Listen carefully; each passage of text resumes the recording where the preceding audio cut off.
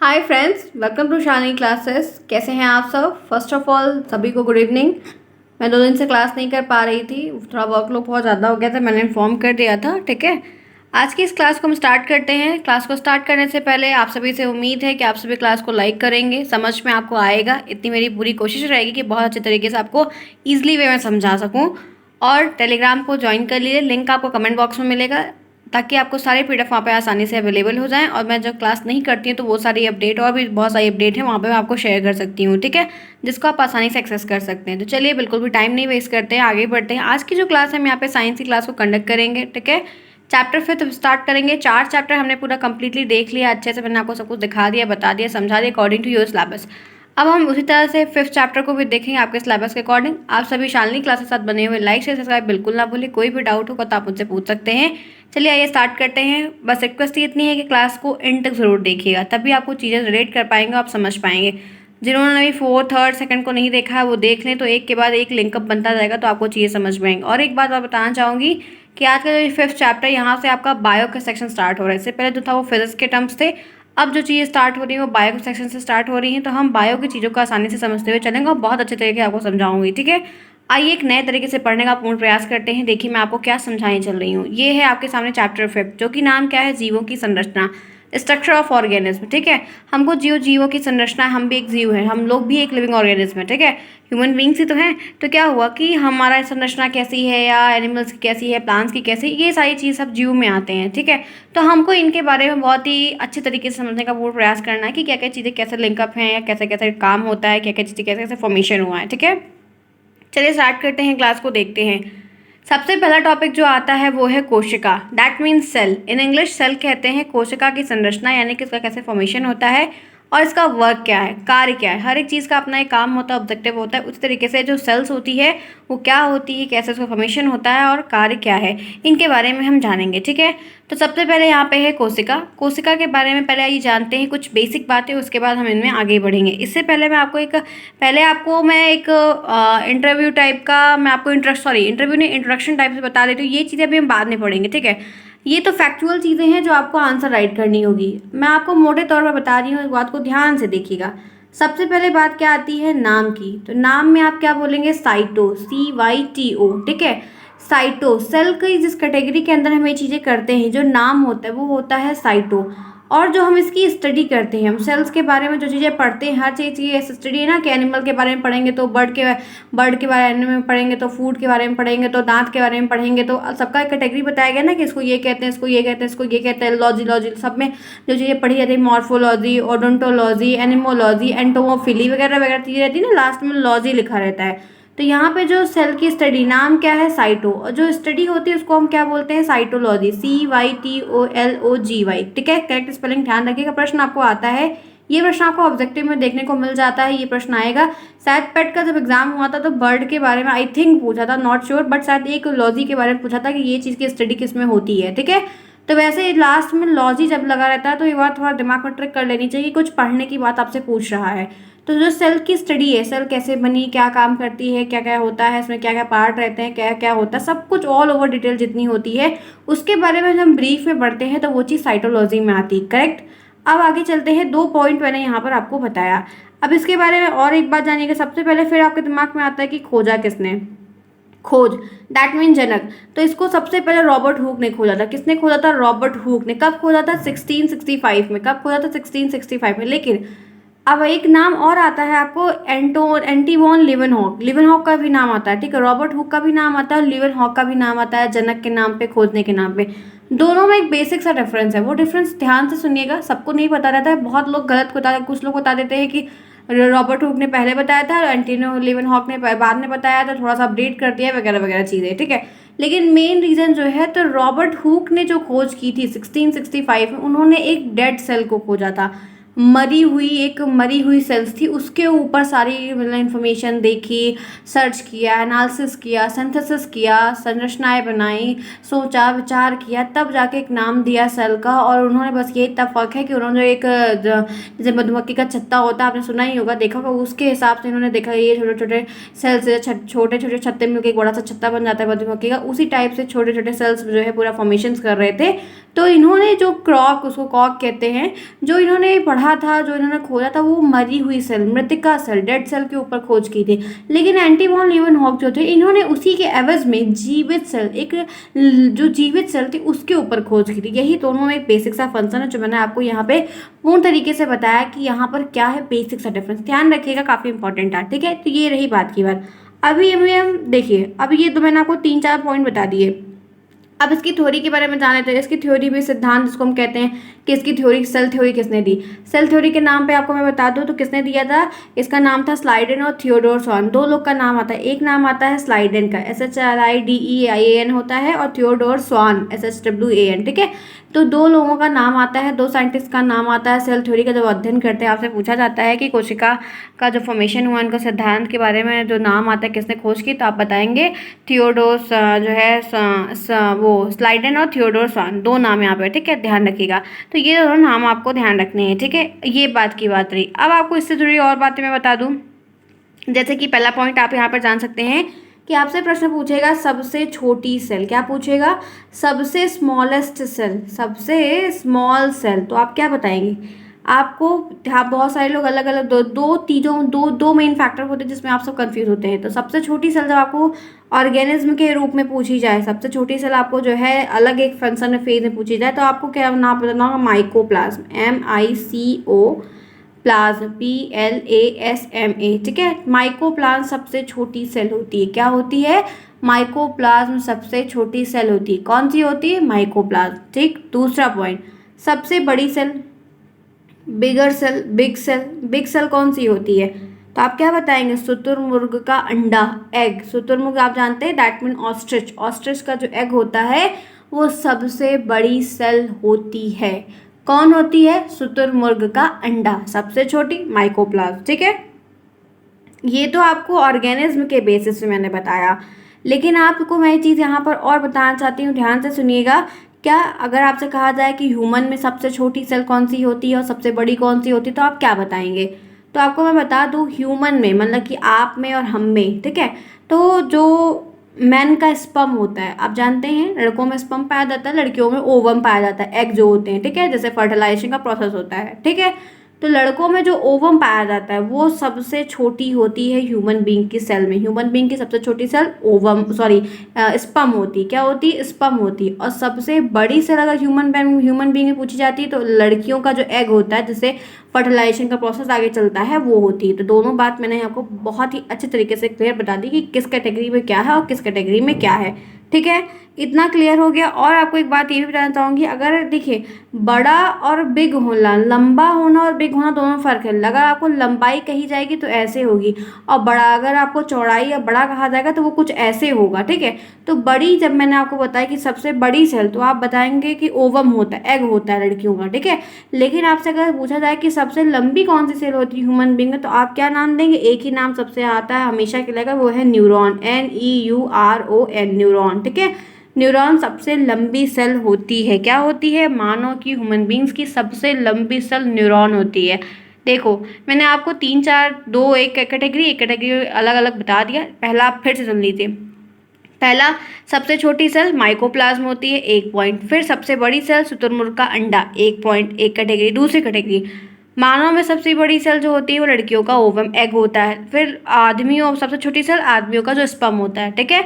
उसके बाद अगर लंबी सेल कहा जाती है कि मानव में सबसे लंबी सेल, तो वो होती है न्यूरॉन। तो 5 मैंने आपको बता दिया, याद रखिएगा, कंफ्यूज मत होइएगा। प्रश्न आपको आता है, पढ़ा आपने सब रहता है, लेकिन कंफ्यूजन आती है कि हमने वो पढ़ा था और अभी यहाँ पे ऑप्शन कुछ और दिया है। तो हर एक ऑप्शन, हर एक क्वेश्चन बनने का एक अलग ही फॉर्मेटिव होता है। क्लियर है, गॉट इट, किसी को कोई प्रॉब्लम नहीं हुई होगी। अब यहाँ पे मैंने आपको सेल के बारे में इतनी सारी बातें बता दी। अभी तक मैंने आपको सिर्फ इंट्रोडक्शन के रूप में, अभी जैसे आप मेरे साथ पढ़ते हैं, सामने रहता है, तो मैं ये चीज़ आपको रिटर्न करके बता दी, ये चीज़ें ऐसे ऐसे ऐसे ऐसे चीज़ें हैं, ठीक है। उसके बाद अब इसमें एक मोटी चीज़ और आती है जो मेन दिमाग में डालकर बैठनी है कि कैसे क्या होता है। तो सबसे पहले आपको दिमाग में ये, जैसे हमने सेल के बारे में पढ़ लिया, सेल को हम क्या कहते हैं, कोशिका कहते हैं। क्या कहते हैं, कोशिका कहते हैं, करेक्ट। सबसे पहले क्या बनता है, सेल, क्योंकि सेल जो होता है वो सबसे छोटा, आप जो उसको क्या कहते हैं, पार्ट कहते हैं ना, सबसे छोटा अंग, अंग नहीं कह सकते हैं। ये कोई ऐसा नहीं है कि आप ये कहेंगे कि बॉडी का सबसे छोटा अंग होता है, नो इट्स नॉट करेक्ट। ये एक हिस्सा, मतलब आप अंग नहीं कह सकते, कोई ऑर्गन नहीं है, ये एक हिस्सा है, छोटा सा यूनिट ऑफ सेल होता है, ठीक है। तो यहाँ पर सबसे छोटी क्या होगी, कोशिका। ढेर सारी कोशिका मिल जाएगी तो क्या बनेगा, जब ढेर सारी कोशिका का कलेक्शन हो जाएगा तो क्या बनेगा, बनेगा क्या, टिश्यू। टिश्यू को क्या कहते हैं हिंदी में, उत्तक कहते हैं। तो सेल बनी सबसे पहले, फिर ढेर सारी सेल का जब कलेक्शन हुआ तो क्या बना, टिश्यू बना। अब ढेर सारा जब टिश्यू कलेक्ट हो गया तो टिश्यू से क्या बनता है, टिश्यू से बनता है अंग, दैट मीन ऑर्गन बनता है। और जब सारे ऑर्गन का फॉर्मेशन हो गया तो क्या बनेगी, बॉडी बनेगी, ठीक है। देखिए मैं आपको इसको एक बार फिर से थोड़ा सा छोटा छोटा लिख दूँगी। ये है सेल, सेल से क्या बनेगा, टिश्यू बनेगा। टिश्यू यानी कि उत्तक बनेगा। पहले सेल बनेगी, सेल कलेक्ट होगी तो उससे एक टिश्यू बनेगा। टिश्यू जब बन जाएगा तो क्या बनेगा, ऑर्गन बनेगा, ORGAN, ऑर्गन बनेगा, ठीक है। और ऑर्गन जब बन जाएगा तो क्या बनेगा, पूरी होल एक कंप्लीट बॉडी बनेगी। तो यहाँ पे 4 फेज में, पहले सेल, सेल से टिश्यू, टिश्यू से ऑर्गन, ऑर्गन से बॉडी, तो 4 फेज में काम हो रहा है, तब जाके एक बॉडी का फॉर्मेशन हो रहा है। क्लियर है, गॉट इट, नो प्रॉब्लम, किसी को नहीं। जैसे सबसे पहले क्या होता है, आपको एक घर बनाना तो आप क्या करोगे, पहले ईंट ले आओगे, ईंट को जोड़ जोड़ के आप दीवार बनाओगे, फिर दीवार को जोड़ जोड़ के आप कमरा बनाओगे, कमरा को जोड़ जोड़ के आप घर बनाओगे। करेक्ट एग्जाम्पल देख लीजिए। पूर्ण प्रयास कर रही हूँ कि अपना बेसिक तरीके से कैसे आपको समझाने का अच्छे से अच्छा तरीका बताऊँ कि आपको दिमाग में चीज़ें सेट रहे कि हाँ हमने ये चीज़ यहाँ पे पढ़ी थी और ये चीज़ ऐसे ऐसे है।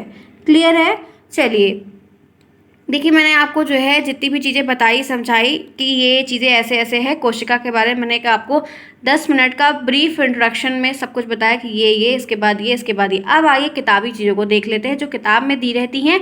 और आपको देखिए इसको आंसर राइट जब करना होगा तो ऑब्जेक्टिव में आएगा तब तो आप टिक कर दोगे, ठीक है। लेकिन जब लिखने का आएगा तो थोड़ा सा जो है आंसर नंबर लेने के लिए कुछ आंसर राइटिंग अलग तरीके से करनी पड़ती है, ठीक है।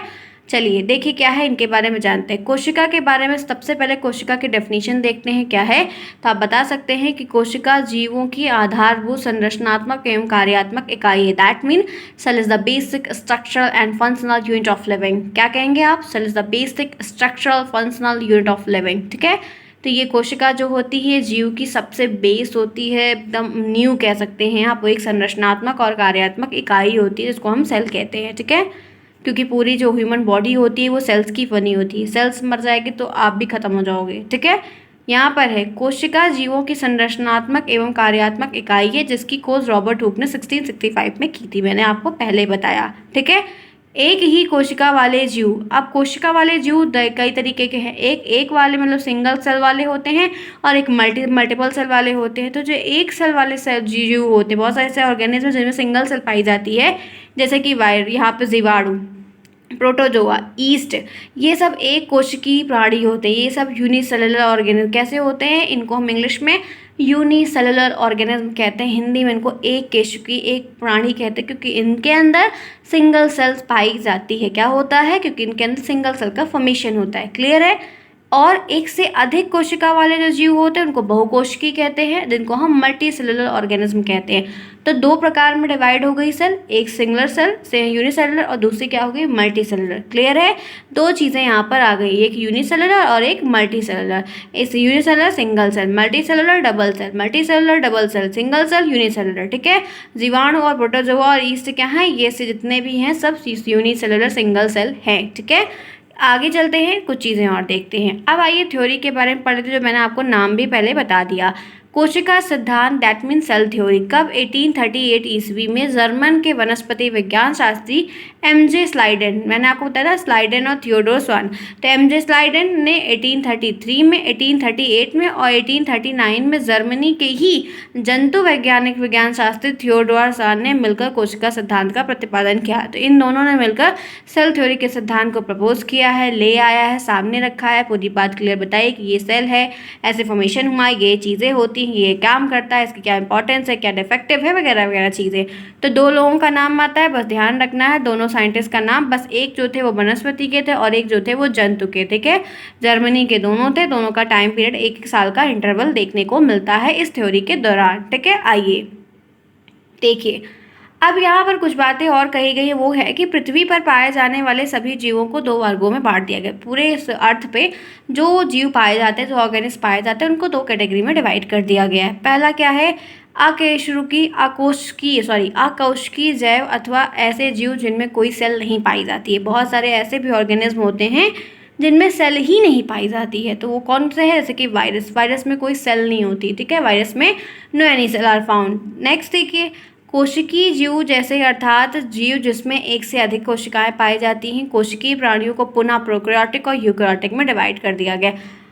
यहाँ पर एक बात आपको बताइए कि पृथ्वी पर जो ऑर्गेनिज्म पाए जाते हैं वो भी दो कैटेगरी के रहते हैं। एक ऐसे होते हैं जिनमें कोई सेल नहीं पाई और एक ऐसे होते हैं जिनमें मल्टीपल सेल पाई जाती है। अब मल्टीपल सेल जिसमें पाई जाती है उनको भी दो कैटेगरी में डिवाइड कर दिया गया, ठीक है।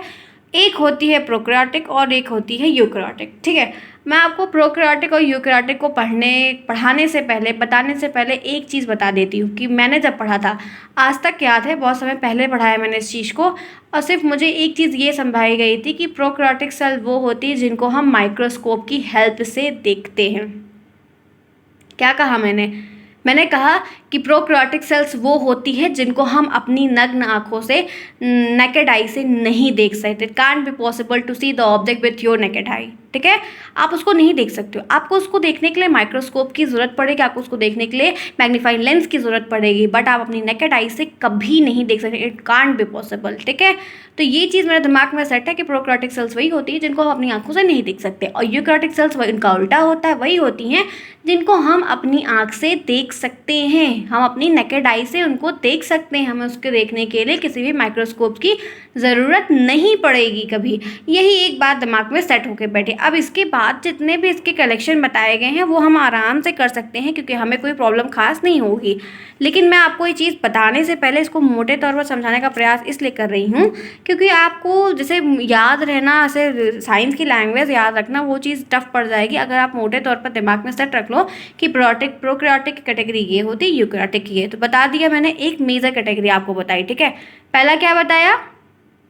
एक तरफ बांट देते हैं प्रोकैरियोटिक, ठीक है, प्रो और एक तरफ यू। ध्यान से देखिएगा, ठीक है। एक तरफ प्रो है और एक तरफ यू है, ठीक। अब देखिए, अब मैंने आपको क्या बताया कि प्रोकैरियोटिक वो होते हैं जिनको हम माइक्रोस्कोप की हेल्प से देखते हैं। इससे एक रेफरेंस निकल कर आया। रेफरेंस क्या निकला? रेफरेंस ये निकला कि माइक्रोस्कोप को हम उसी चीज़ को माइक्रोस्कोप से देखते हैं जो बहुत ज़्यादा ही स्मॉलेस्ट होती हैं, बहुत ज़्यादा ही छोटी होती हैं। तो पहला आपको पॉइंट मिल गया कि smallest cell, SMALLEST, smallest cell कौन सी होती हैं? प्रोकैरियोटिक। बिगर सेल कौन सी होती हैं? यूकैरियोटिक। एक दूसरे का अपोजिट। तो प्रोकैरियोटिक सेल छोटी होती हैं, यूकैरियोटिक सेल्स बड़ी होती हैं। क्योंकि यूकैरियोटिक सेल्स बड़ी होती तभी हम उनको अपनी आंखों से देख लेते हैं, और प्रोकैरियोटिक सेल छोटी होती है जिनको हम देखने के लिए माइक्रोस्कोप का इस्तेमाल करते हैं। तो एक आपको की पिक्चर में मिल गया कि दोनों में क्या डिफरेंस है, ठीक। उसके बाद जैसे इसमें क्या क्या आ जाएगा, इसमें आप जैसे वो ब्लू ग्रीन सेवॉल होते हैं ना, ब्लू ग्रीन अलगा कहते हैं हिंदी में, उसको जो है नीला हरित सेवॉल कहते हैं, वो क्या है? वो प्रोकैरियोटिक है। ह्यूमन बीइंग क्या है? आप और मैं किस में आएंगे? ह्यूमन बीइंग क्या है? हमारी बॉडी किसकी बनी हुई है? सेल्स की बनी हुई है। तो हम किस में आएंगे? प्रोकैरियोटिक में आएंगे कि यूकैरियोटिक में आएंगे? वेयर यू डिफाइन अस? तो यहाँ पे आपको बता दूँ, हम ह्यूमन बींग्स यूकैरियोटिक्स में आएंगे। आप भी यूकैरियोटिक, मैं भी यूकैरियोटिक, ठीक है, क्योंकि हम एक दूसरे को देख सकते हैं। माइक्रो प्रोकैरियोटिक जिनको हम नहीं देख सकते। एक चीज़ क्लियर हो गई। और आपको इसके रिलेटेड मैं आपको यहाँ पर ये बताना चाहूँगी कि जो है ये जो प्रोकैरियोटिक और यूकैरियोटिक होता है, हमने यहाँ पर क्या डिवाइड किया? दो कैटेगरी में डिवाइड कर दिया, ठीक है। मैंने यहाँ पर डाला P, यहाँ पर डाला U।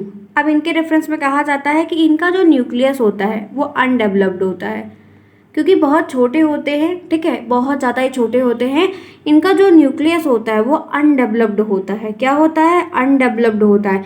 इनके ऊपर कोई एनवलप नहीं होता है, कोई कवरिंग नहीं होती, कोई सुरक्षा नहीं होती है, ठीक है, इनकी कोई सुरक्षा नहीं होती है और इनका जो न्यूक्लियस होता है वो अविकसित होता है। इसी जगह पर यूकैरियोटिक का जो न्यूक्लियस होता है वो डेवलप्ड होता है और इनमें एनवलप भी पाया जाता है, ठीक है। इनमें जो है माइटोकॉन्ड्रिया नहीं होता। इसमें जो है प्रोकैरियोटिक में माइटोकॉन्ड्रिया नहीं है। माइटोकॉन्ड्रिया यानी कि power house of the cell, तो उसमें नहीं। यूकैरियोटिक में माइटोकॉन्ड्रिया पाया जाता है।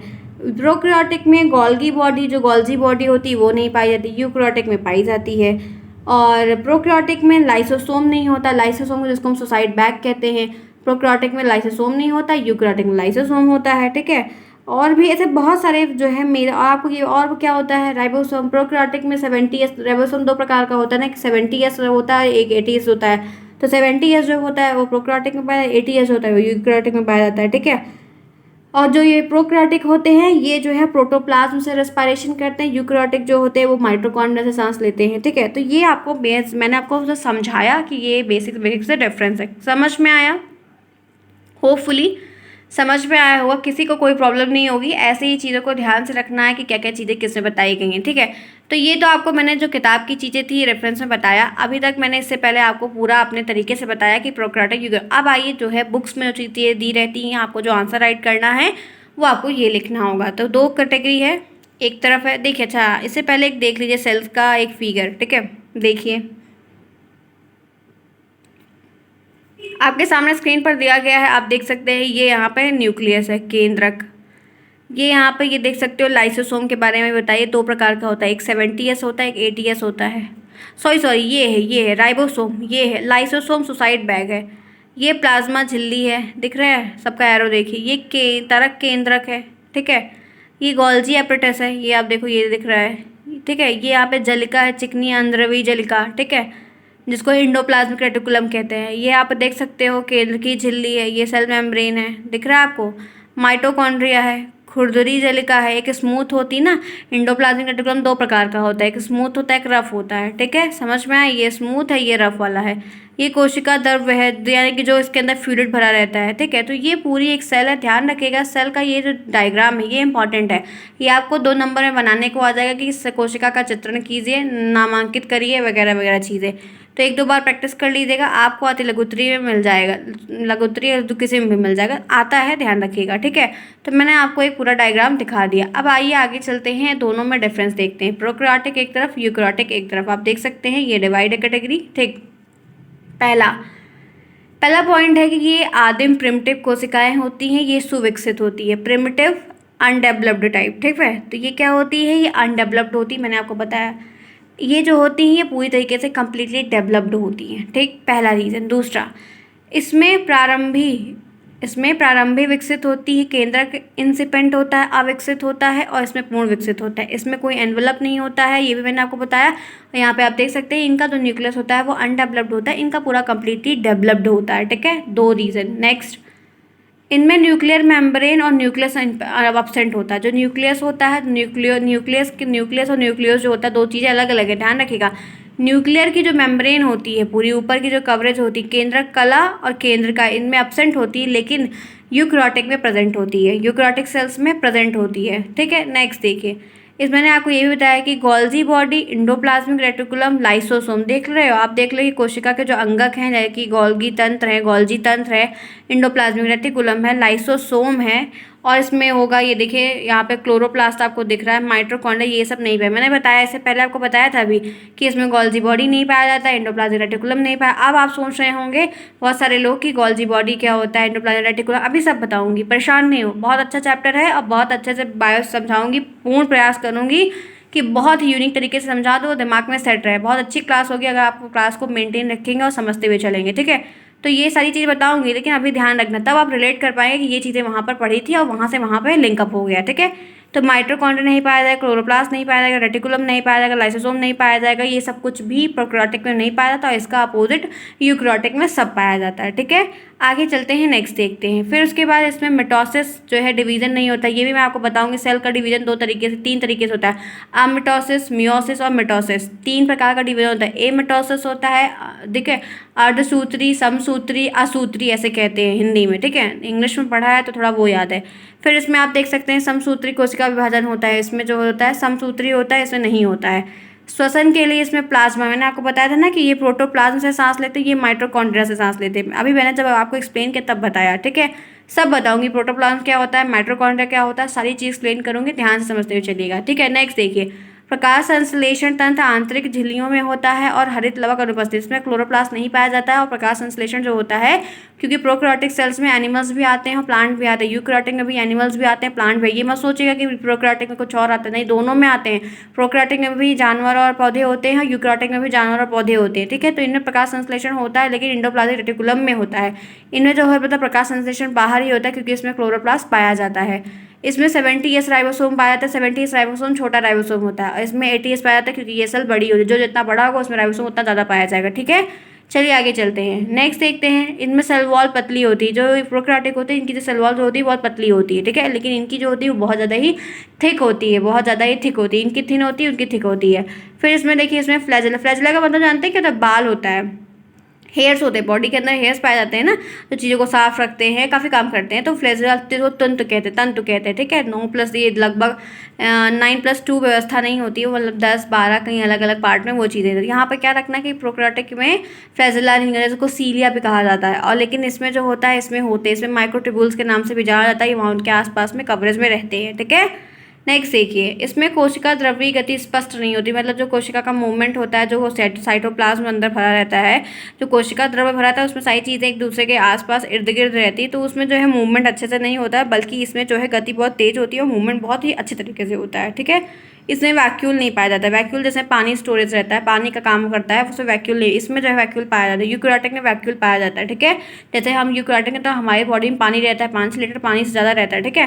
फिर यहाँ पर क्या बताया गया है, 65% शायद बोलते हैं कि हमारी बॉडी में लीटर पानी रहता है। इसमें लैंगिक जनन होता है, इसमें लैंगिक जनन नहीं होता है, ठीक है, इसमें लैंगिक जनन होता है, ठीक है। रिप्रोडक्शन की बात है इनके दोनों के रेफरेंस में। इसमें कोशिका विभाजन विखंडन और मुकुलन के द्वारा होता है, विखंडन और मुकुलन के द्वारा ये डिवाइड होते हैं, लेकिन इसमें जो है मिटोसिस और मियोसिस का विभाजन होता है। ये 14 पॉइंट मैंने आपको बताया, इसमें केवल एक गुणसूत्र पाई जाती है, देखिए इसमें सिर्फ एक क्रोमोसोम पाया, इसमें एक से अधिक क्रोमोसोम पाए जाते हैं। तो ये मैंने आपको टोटल एक बार चेक कर लूँ उसके बाद।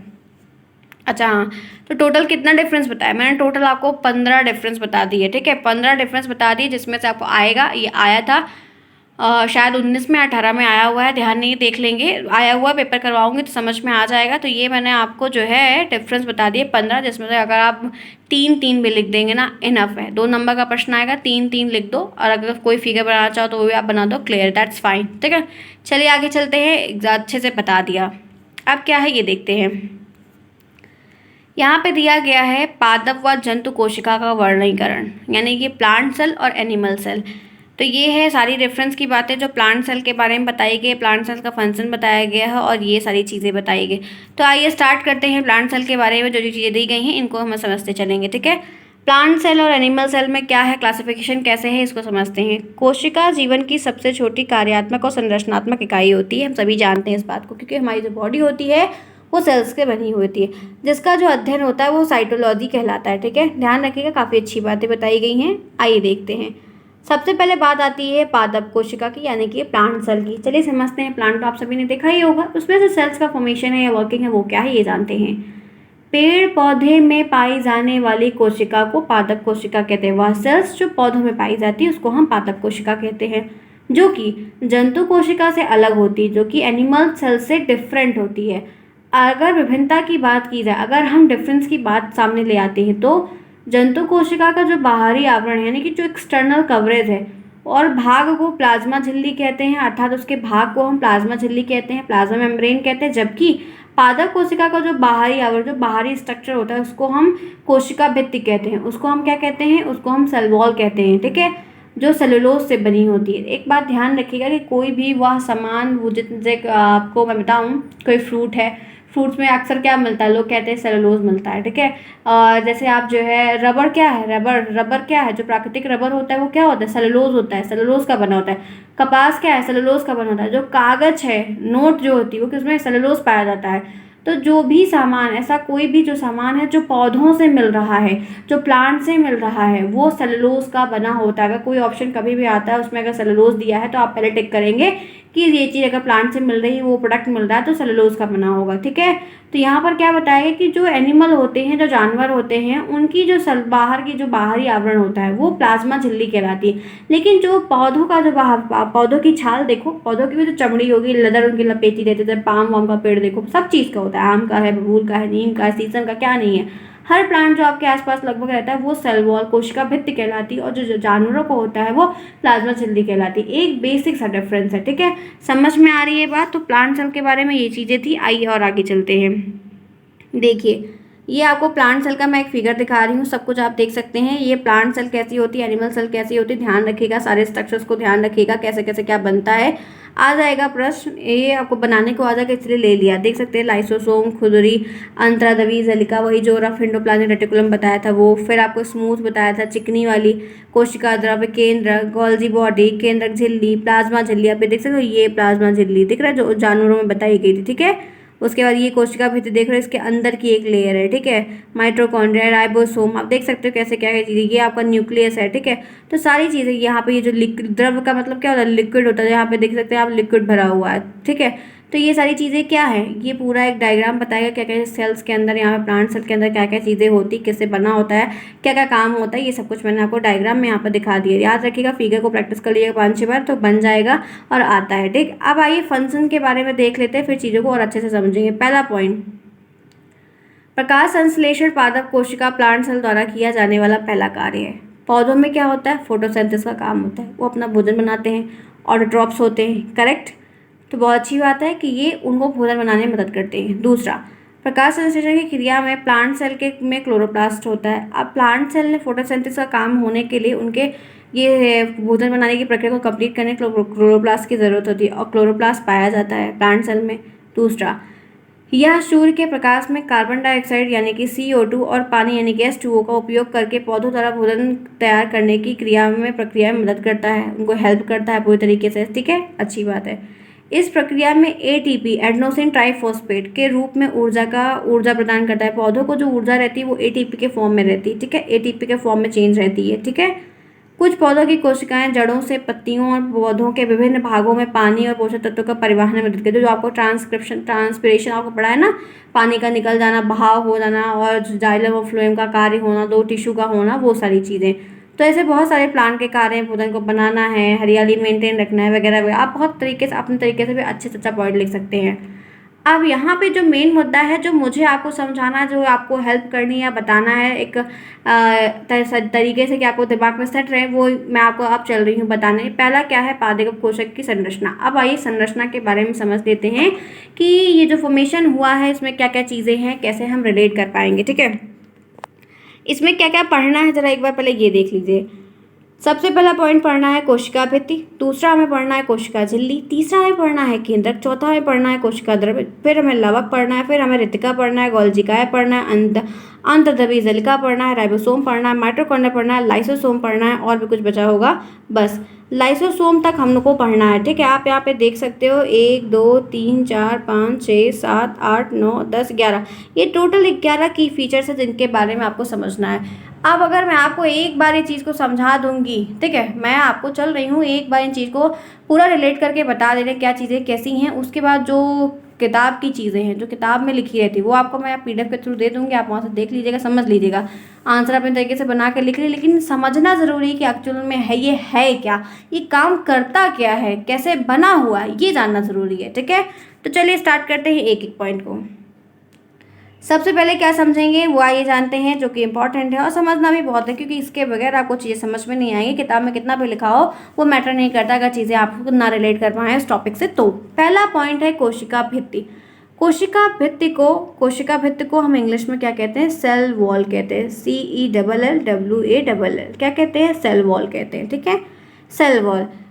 अब बात दिमाग में आती है कि ये होता क्या है आखिर, ठीक है। सबसे पहला पॉइंट, प्लांट में जो पौधा आपने अपने घर में लगाया है या आपने अपनी पूरी लाइफ में देखा है, ये सेल वॉल सिर्फ पौधे में पाई जाती है, जानवरों में नहीं पाई जाती है, ध्यान रखिएगा। आपसे प्रश्न आएगा कि सेल वॉल कहाँ कहाँ पाई जाती है, तो आप बोलेंगे सिर्फ एक सिंपल सा साधारण सा जवाब इसका निकलेगा कि पौधों में। जानवरों में प्लांट सेल वॉल नहीं पाई जाती है, जानवरों में सेल वॉल नहीं पाई जाती, जानवरों में सेल वॉल नहीं पाई जाती, प्लांट में सिर्फ सेल वॉल पाई जाती है, ठीक है। सिर्फ सेल वॉल कहाँ पाई जाती है, तो एक आंसर पौधों में, पादप में। ये किसका बना होता है, मतलब इससे जो प्रोडक्ट बनते हैं बहुत ज़्यादा चीज़ें होती हैं। ये सेल वॉल किसकी होती है, जो सेल वॉल फॉर्मेशन रहती है ये सेलुलोज की रहती है। किसकी बनी रहती है, सेलुलोज की बनी रहती है। किसकी बनी रहती है, सेलुलोज की बनी रहती है, ध्यान रखिएगा। इनका काम क्या होता है, ये सेल वॉल आखिर होती किस लिए है, क्या ज़रूरत है इनकी पौधों में, तो एकदम सिंपल सा आपको जवाब देना है, ये आपको सुरक्षा देते हैं। सेल वॉल है, घर की जो दीवार होती है क्यों बनती है? आपको प्रोटेक्शन करती है ना। तूफान आया अपने, मतलब आपको बारिश हो रही है, अपने घर में घुस गए, चोरी चमारी हो रही है, अपने घर में घुस गए, रात बिरात सोने के लिए आश्रय आप ले रहे हो, कहाँ से क्यों बना रहे हो? आखिर दीवार क्यों बना रहे हो? अपने प्रोटेक्शन के लिए बना रहे हो ना। बाउंड्री क्यों बनवाते हैं लोग घर में? ताला क्यों बंद करते हैं? आखिर ताला के बहुत सारे ऐसे घर होते हैं जो आधे अंदर रहते हैं और थोड़ी सी उसकी बाहर की जो है पोर्च गार्डन टाइप का निकला है, लेकिन उसमें भी जाएंगे ताला बंद करेंगे। जहाँ पे उनका मेन एंट्रेंस रहेगा, जैसे यहाँ पे आप मान लीजिए आपका बाहर गेट लगा है, यहाँ पे आपका इतना बड़ा लॉन बना है, उसके बाद यहाँ पे आपका चैनल लगा हुआ है, ठीक है, यहाँ पे और बड़ा गेट लगा हुआ है, इसके अंदर आपका घर है, लेकिन आप इसमें भी आओगे रोज ताला बंद करने। क्यों आओगे ताला बंद करने? गाड़ी आपकी 4 चक्का मान लीजिए खड़ी है, उसमें तो लाइसेंस है, सिक्योर्ड है, आप झक मार के कंपनी भरेगी, लेकिन आप आओगे क्यों ताला बंद करने? अपनी मन की सुरक्षा के लिए आओगे, ठीक है, और किसी रीजन से नहीं आओगे कि वहाँ पे ताला बंद करे। ढाकने वाला तो ये बाउंड्री कूद के भी आएगा, ढाक लेगा, लेकिन क्या लेके जाएगा? कुछ नहीं लेके जाएगा, कुछ पाएगा ही नहीं लेके जाने के लिए, ठीक है। हर चीज़ जो गाड़ी ज़्यादा जाता है वहाँ पे लोग अपनी गाड़ी पार्किंग करते हैं, तो वो इंश्योर्ड होती है, पहले उसका पैसा मिलेगा, तो दिक्कत कोई बात नहीं। और वहाँ रहेगा गुलाब का पेड़ उचार के थोड़ी कोई ले जाएगा आपके गार्डन से, तो यहाँ पे क्या, लेकिन आप इसे ताला बंद ही क्यों करते रहे? ना बंद करो यार, आराम से इंसान कूद जाएगा, लेकिन आप अपनी सिक्योरिटी के लिए बंद करते हो ना। तो ऐसे यही चीज़ है सेल वॉल, सेल वॉल यही चीज़ है, ठीक है, समझ में आई बात? तो ये आपको एक आकार देती है, ये आपको सुरक्षा प्रदान करती है। सेल वॉल क्या करती है? दिमाग में दाना को वो हमेशा हमको प्रोटेक्शन करती है और हमारे एक आकार देती है। आकार होना बहुत ज़रूरी है, बेडौल लगना दूसरी चीज़ होती है, आकार होना भी बहुत ज़रूरी है। तो एक सिंपल सी चीज़, तो सेल वॉल क्लियर हो गई कि सेल वॉल क्या होती है। अब देख लेते हैं सेल वॉल के रेफरेंस में क्या मैंने लिखा हुआ है, जो आपको यहाँ पे एक कठोर परत है, ये एक हार्डेस्ट कह सकते हैं कि काफ़ी लेयर में भी होती है, बहुत ही मोटी होती है, जो सेलुलोज, ग्लाइकोप्रोटीन, लेग्निन, पैक्टिन और हेमीसेलुलोज से बनी होती है। सेलुलोज ज़्यादा ध्यान रखिएगा, काफ़ी जब प्रश्नों में यही आता है। अदर ऑप्शन से रहे, क्योंकि एक चीज़ से किसी को एक सिंगल चीज़ से फॉर्मेशन नहीं होता, अलग अलग चीज़ें अपने कंपोनेंट को देखकर कोई चीज़ का फॉर्मेशन करती है। तो जो ये क्या वो सेल वॉल जो होती है वो एक कठोर परत होती है, जो सेलुलोज की, ग्लाइकोप्रोटीन की और लेग्निन की, पैक्टिन की और हेमीसेलुलोज से बनी होती है, या कोशिका झिल्ली के बाहर स्थित होती है। ये कहाँ होती है? कोशिका झिल्ली के बाहर स्थित होती है। कैसे पता है आपको? एक डायग्राम बता दो, ये देखो, एक सेकेंड, आप यहाँ पे देखो, ये यहाँ फिगर थोड़ा, ये ऐसे होती है, ये है आपकी, ये आपकी क्या है? ये आपकी जो है वो है प्लाज्मा झिल्ली है, जिसको आप सेल मेम्ब्रेन कहते हैं। क्या कहते हैं? ये आपकी सेल वॉल प्लाज्मा झिल्ली है। अब सेल वॉल कहाँ होती है? ये इसके ऊपर होती है, ये देखो, ये ऐसे होती है, ऐसे ऐसे करके ये ऐसे बनी, ये है सेल वॉल। ये क्या है? ये जो ये बनी हुई, ये है प्लाज्मा झिल्ली। आपकी क्या है? प्लाज्मा झिल्ली, कोशिका झिल्ली, प्लाज्मा झिल्ली दोनों एक ही, सेल मेम्ब्रेन है ये, लेकिन ये क्या है? ये सेल वॉल होती है। तो यही बात मैंने आपको बताई कि ये प्लाज्मा झिल्ली के ऊपर होती है, बाहरी होती है, ठीक है।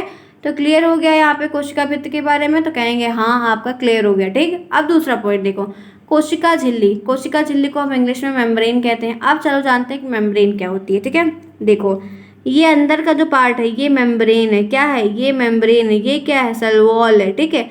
ये मेम्ब्रेन आपकी है, तो मेम्ब्रेन करती क्या है?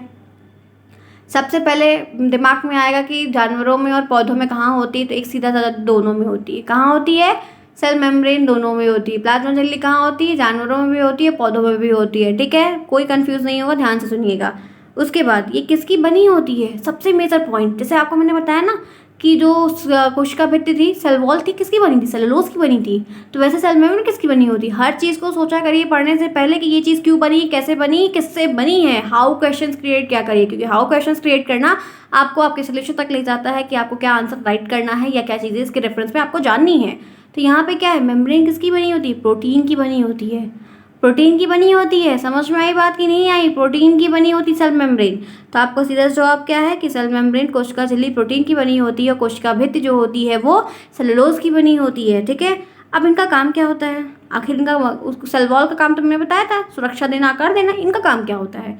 इनका काम कोशिका के सभी अंग सही तरीके से मेम्ब्रेन के अंदर रहते हैं कि नहीं रहते हैं, प्रोटेक्शन करना होता है। इनका भी एक प्रकार से आप कह सकते हैं सुरक्षा करना होता है और मैनेजमेंट करना होता है कि सभी इसके अंदर बहुत सारी चीज़ें भरी रहती है, माइटोकॉन्ड्रिया, लाइसोसोम और सेंट्रोसोम वगैरह वगैरह चीज़ें सब रहती है। तो ये पूरा अरेंजमेंट करता है कि कोई मतलब जो चीज़ें हैं वो सब सही रेफरेंस में सही जगह पर हैं या नहीं है, ठीक है। सभी ऑर्गन्स जो होते हैं उनको इसके अंदर सही से स्टोर करके रखना, प्रोटेक्शन करना, मैनेजमेंट करना, वो काम मेम्ब्रेन का होता है। क्लियर है? दो मेजर फैक्टर मैंने आपको बता दिए जो एक दूसरे से ही लिंकअप है और आपको ध्यान रखना है।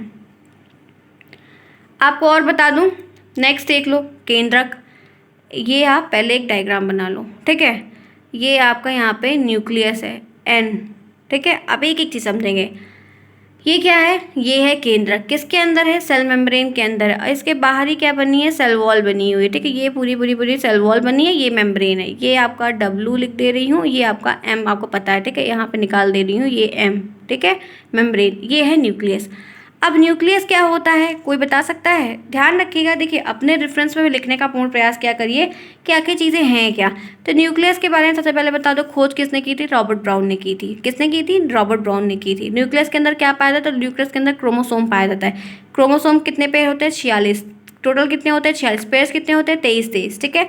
इसको हम क्या कहते हैं? ये ब्रेन होती है, किसकी? सेल का ब्रेन। सेल का ब्रेन कहाँ होता है? न्यूक्लियस में होता है। कहाँ होता है? Brain of cell is equal to nucleus, ठीक है। अब न्यूक्लियस करता क्या? ये कंट्रोलर होता है। ये जैसे हॉस्टल में वार्डन होते हैं ना, वार्डन होते हैं ना, तो वैसे तरह से ये पूरे सेल्स का क्या होता है? कंट्रोलर होता है, नियंत्रण होता है। कोई काम नहीं करेगा, तू काम नहीं कर रहा, तो चल, तू निकाल देता है। काम करना है तो रुक, वरना चल। तो यहाँ पे क्या होता है कि चीज़ों को ऐसे सही ये पूरा कंट्रोल करता है। इसके पावर, ये गवर्निंग पावर होता है। काम करना हो तो करो, वरना खिड़को यहाँ से। तो वही चीज़ें यहाँ पर हैं कि ये केंद्रक जो होता है, ये ब्रेन ऑफ सेल कह सकते हैं। क्रोमोसोम इसके अंदर पाया जाता है और ये कंट्रोलर होता है, ठीक है। रॉबर्ट ब्राउन ने इसकी खोज की थी। और ये बना किससे होता है? तो आप कह सकते हैं कि इसमें 80% प्रोटीन पाया जाता है और 10% इसमें DNA पाया जाता है और 10% इसमें बहुत अदर्स एलिमेंट्स, पदार्थ पाए जाते हैं, ठीक है। 100% हर चीज़ का होता है।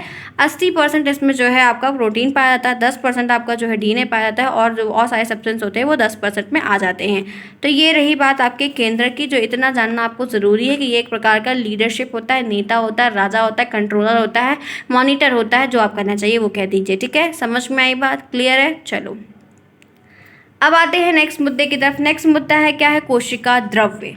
क्या है? कोशिका द्रव्य। अब इसको भी समझना जरूरी है, काफ़ी इंपॉर्टेंट है। ध्यान से समझेंगे कि क्या चीज़ें कहाँ पर दी गई हैं और कैसे रिलेट कर पा रहे। कोशिका द्रव्य का मतलब वो होता है ऐसा द्रव्य, साइटोप्लाज्म जिसको कहते हैं, जो सेल्स के अंदर पाया जाता है। द्रव्य का होना भी बहुत ज़रूरी है, वरना यहाँ पे सारी चीज़ें, माइटोकॉन्ड्रिया अलग अलग जगह पे है, माइटोकॉन्ड्रिया पाया जाएगा, वैक्यूल पाया जाएगा, गोल्जी बॉडी पाया, वो सब एक दूसरे में से खो जाएंगे।